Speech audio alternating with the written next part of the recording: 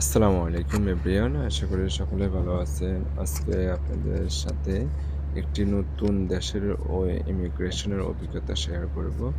আজকে আমি অলরেডি রওনা দিলাম মালয়েশিয়ার উদ্দেশ্যে। এ বাংলাদেশ এয়ারপোর্টে কি জিজ্ঞাসা করে এবং কি মালয়েশিয়ার এয়ারপোর্টে কি সম্মুখীন হব বা কি ধরনের প্রশ্ন জিজ্ঞাসা করবে, এগুলি নিয়ে আপনাদের সাথে আজকে আমার ব্লগটি করা। মালয়েশিয়া ইমিগ্রেশন অনেক হার্ড। এটি আপনারা যারা মালয়েশিয়ায় ভ্রমণ করছেন তারা অলরেডি জানেন এবং কি যারা নতুন ভ্রমণ করবেন তাদের জন্য কিছু পরামর্শ।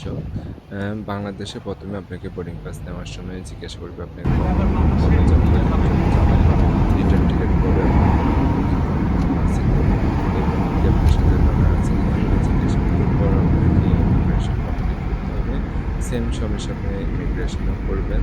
অ্যা জিজ্ঞাসা করার পর যদি আপনার প্রপারলি ডকুমেন্ট থাকে তাহলে কি করেন, কি করেন, তাহলে আপনাকে ছেড়ে দিবে। দেন সেই ইমিগ্রেশন আসার পর আপনাকে ডিটেইলস জিজ্ঞেস করবে। তো মাস্টবি যারা ভ্রমণ করবেন তারা একটু কনফার্ম করে আসবেন এবং কি যারা মালয়েশিয়া থেকে বাংলাদেশে যাবেন, যেমন কি সিঙ্গাপুর, থাইল্যান্ড এগুলিতে ঘুরতে যায়, ওগুলি তো আপনারা চেষ্টা করবেন টিকিটগুলো টাকা কনফার্ম করে দেওয়ার জন্য। যারা রিয়েল টুরিস্ট তাদের তো কোনো প্রবলেম নেই না। আপনারা তো অবশ্যই এখানে যেয়ে হোটেলে থাকবেন।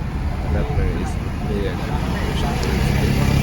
সেখানে আপনি চেষ্টা করবেন $৫,০০০ ক্যাশ রাখার জন্য। এরপরেও ক্যাশ না থাকলে আপনার কিছু কার্ড যদি থাকে তাহলে ডলারের প্রবলেমটা তেমন পড়ে না। আপনি কিছু ট্যুর আইটিনারি মুখস্থ করবেন, কোথায় ঘুরবেন এগুলি সম্পর্কে যদি জানতে চান এগুলি দেখাবেন এবং কি আপনি বাংলাদেশে কি করে থাকেন এটার একটা শক্ত এভিডেন্স আপনার সাথে সঙ্গে রাখবেন। যদি কেউ চাকরি করে থাকেন তারা ব্যাংক স্টেটমেন্ট রাখবেন অবশ্যই সাথে করে এবং কি আপনাকে একদম সিউরলি কনফার্ম করতে হবে রিটার্ন টিকেটটা। না হলে মালয়েশিয়া ইমিগ্রেশন আপনাকে আটকে রাখবে বা অনেক সময় ব্যাক পাঠিয়ে দেয় ওরা। রিটার্ন টিকেট, হোটেল বুকিং এগুলি কনফার্ম থাকলে আপনাকে ইমিগ্রেশন আর কোনো ঝামেলাই করবে না। আপনি একদম সুন্দরলি স্মুথলি ইমিগ্রেশন কমপ্লিট করে চলে যেতে পারবেন। আমরাও খুব সুন্দরভাবে কমপ্লিট করে আজকে মালয়েশিয়া অলরেডি চলে আসছি। মালয়েশিয়া ভ্রমণ হোটেলের উদ্দেশ্যে রওনা দিলাম। তো অনেকেরই দেখলাম প্রবলেম হয়। তাদেরকে টিপে তো এর লেগে এরকম জিজ্ঞাসা করে কি অনেক জানেন সময় না ক্যামেরা কি কি কাগজপত্র লাগে কালারই থাকে তাদের সুন্দর প্রপার লোকেশন ডিটেইলস অনেক কিছু জিজ্ঞাসা করে থাকে। তখন আপনি যেটা বললেন ভিভো ভুল 12টা করতে ধরেন পারেন তাহলে আপনাকে ছেড়ে দিবে।